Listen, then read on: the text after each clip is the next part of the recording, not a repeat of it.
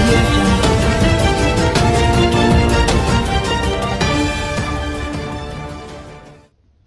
అక్రమాలన్నింటినీ ఆయన ఎండగట్టడం జరుగుతుంది. మీరు చెప్పిన దానికైనా, మీరు ఆరోపణ చేసిన దానికైనా కూడా నేను ఆయన్ని కలిసి మాట్లాడతా. ఆయన్ని కలవడానికి నాకు చంద్రబాబు నాయుడు పర్మిషన్ ఏం అక్కర్లే,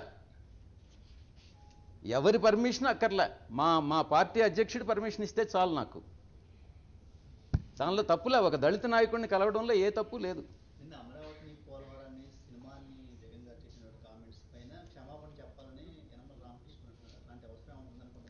తప్పకుండా పోలవరం అన్నటువంటిది ఆయన 10వ తారీఖు డయాఫ్రమ్ కట్టాను, వాల్ కట్టాను. ఇది ప్రపంచంలో రెండో రికార్డు. 3 గార్జెస్లో చైనా తర్వాత ఇక్కడ అమరావతిలో నేను గతంలో కూడా చెప్పా, ఈ చంద్రబాబు అనేటటువంటి వ్యక్తి విఠలాచార్య లాంటి వాడు. ఆయన చేతిలో ఒక మంత్రదండం ఉంటుంది. ఆ దండంతో హోమ్ పట్ అని అనగానంటే ఒక అమరావతి వచ్చేస్తుంది. దాంట్లో ఒక మల్టీ స్టోరీడ్ ఒక 100 అంతస్తుల బిల్డింగ్లు వచ్చేస్తాయి. ఇటువంటి వ్యక్తి ఆయన. విఠలాచార్య సినిమాలు చూసి ఆయనకి ఒకటి అలవాటైపోయింది. తను అనుకుంటే ఏదో రాత్రి కలగంటే తెల్లవారి జరిగిపోతుందనని.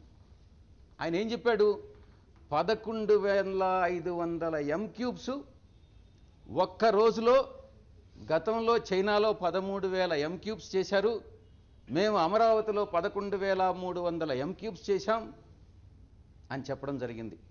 నేను ఒకటే ప్రశ్నిస్తున్నా, మీరు నిప్పు నాయుడు అని అనుకుంటా ఉన్నారు, నేనంతా అబద్ధాల నాయుడు అని చెప్తా ఉన్నా. నిద్ర లేస్తే అబద్ధాలే, వేరే ఏముండదు, ప్రజలను మభ్యపెట్టడమే. అసలు ఎలా సాధ్యం? 11,300 M³ చేయాలి అని అంటే 220 బల్కర్స్ కావాలి.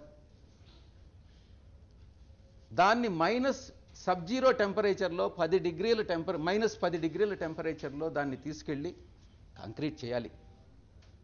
మీ దగ్గర ఎక్విప్మెంట్ ఎక్కడుంది? దాంట్లో 30% కెపాసిటీ కూడా మీ దగ్గర లేదు. మీరు అబద్ధాలు చెప్పాలనుకున్నా కూడా ఒక 25%ని 50% చేసినా కూడా ఎవరైనా ప్రజలు నమ్ముతారేమో.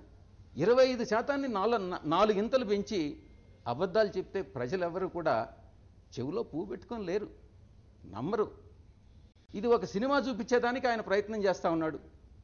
ఇది తప్పకుండా సినిమానే. ఆ సినిమాలో ఏదైతే మనం కొంచెం ఎక్కువ చేసి చూపిస్తామో ఆ రకంగా చేసి చూపించేదానికి ప్రయత్నం చేస్తూ ఉన్నాడు. 4 సంవత్సరాల పాటు బీజేపీతో జతగట్టి, ఈ దేశంలో ఉన్నటువంటి ప్రతి రాజకీయ పార్టీతో జతగట్టినటువంటి మహాముఖ్యమంత్రి ఆయన. 4 సంవత్సరాలు బీజేపీతో జతగట్టినంత కాలం ఆయనకి ఈవీఎం ట్యాంపరింగ్ అనేది గుర్తురాల. ఈరోజు కేంద్ర ప్రభుత్వం నుంచి బయటొచ్చి సడన్గా ఆయనకి ఈవీఎం ట్యాంపరింగ్ ఏదో గుర్తొచ్చింది. అంటే దీన్ని ఒక రకంగా అర్థం చేసుకోవాలనంటే, తాను ఇంకొక 10 మాసాల కాలంలో అధికారంలో నుంచి దిగిపోతా ఉన్నాడు అన్నటువంటిది ఆ ఫ్రస్ట్రేషన్కి లోనై దాంట్లో ఏదో ఈ రకమైనటువంటి అర్థం లేనటువంటి ఆరోపణలు చేయడం జరుగుతూ ఉంది. ఈవీఎం ట్యాంపరింగ్ అన్నటువంటిది ఈరోజు కాదు, అది ఏ రోజు నుంచో ప్రతి రాజకీయ పార్టీ చేసింది. దాని మీద సమాజ్వాదీ పార్టీ, బీఎస్పీ పార్టీ, అన్ని రాజకీయ పార్టీలు లోక్సభలో, రాజ్యసభలో కూడా చర్చలు జరిగాయి.